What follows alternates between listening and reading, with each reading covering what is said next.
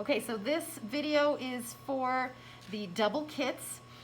There's been 2 types of double kits put out there, and so I just wanted to clarify and show you the first step of both of them so no one is confused. Each kit comes with a pair of strips, which you would have to separate into two pipe cleaners, and then pieces of fabric. So this first kit that has one long rectangle, the first step is to fold it in half lengthwise. Do your best to keep the soft side facing out. If you can't tell, don't worry about it. Okay, so the first step, after folding it in half lengthwise, I place the pipe cleaner at the top about a 1/2 inch down, and then I'm just gonna fold this 1/2 inch down, okay? Feel free to use pins if you need to, okay? Once I folded that down, I am going to sew very close to the fold to start out with, okay? On a straight stitch, anchoring my stitch at the beginning, and I'm gonna go as close as I can to the pipe cleaner before I start to angle down. So this is to keep it in place so it doesn't shift from side to side. Okay, do your best to not stitch the pipe cleaner, and then come back up to the very top of it so that you can see just how well that pipe cleaner is put in there and it won't be moving. Okay, so if you have this kit where you have 2 pieces of fabric with a factory seam seal at the bottom, okay, we're gonna just leave this as is.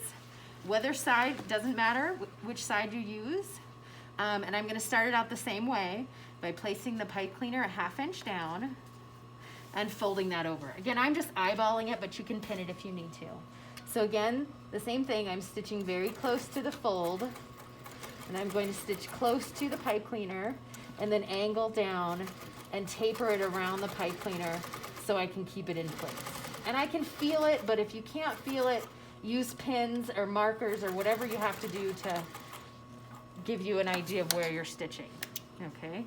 So for the next step, flip it over where the fold is facing away from you, the fold for the pipe cleaner is facing away from you, and then you can start to pleat. Now the very important thing to remember is that the top edge is the 7-inch edge, okay? Once I start to pleat, I'm going to just eyeball it, but you're welcome to pin it or use clips, okay? I anchor one pleat down, and once I've anchored that, I can make another pleat, and I'm making them about the width of my thumb. I'm also sewing about an 1/8 inch from the very raw edge, okay? So I'm gonna make 3 pleats.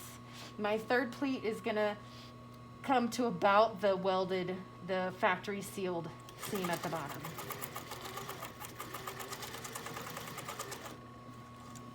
Okay, I can clip that, and I can repeat that on the other side. Okay, now by just folding across, I can do my best to match the pleats up. Again, we're not looking for perfection. Just do the best you can. Okay, so again, I can anchor my pleats and do them one at a time, but if you need to pin, feel free to pin. Okay, so I'm doing my reverse stitches at the beginning and the end also to secure my stitches, okay? So the next step would be to take one of your strips,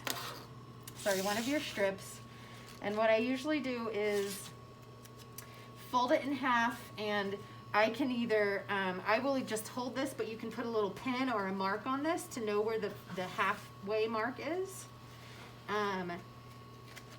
And what I'm going to do is fold this strip in half lengthwise and stitch it together. Now I'm going to use a zigzag stitch, about a 2.5 or 3. I'm going to keep it on the same stitch length just for quickness. And I'm going to sew the strip closed.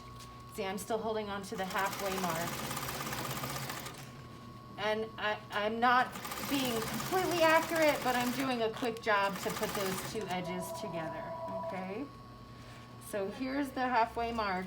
Once I get to the halfway mark, I'm going to insert the top of the mask, okay? So the halfway mark is about 18 inches, and so essentially I want 18 inches at the top of the mask where the pipe cleaner is, and the rest to the bottom of the mask.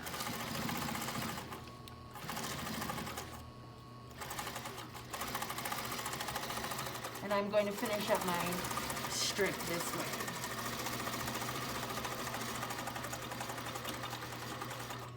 Okay, so you can do the same thing on the other side. For quickness, I don't trim that off yet, and I insert my next strip right behind it. And then I can match up this side. Okay, so by holding these two together, okay, and I can get an idea of where I need to insert the mask there.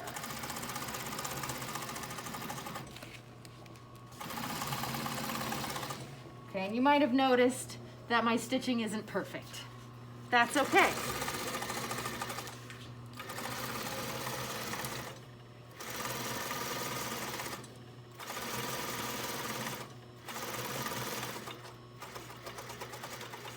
Once I'm done, I can trim all my threads and trim these two apart, and I've got a finished mask.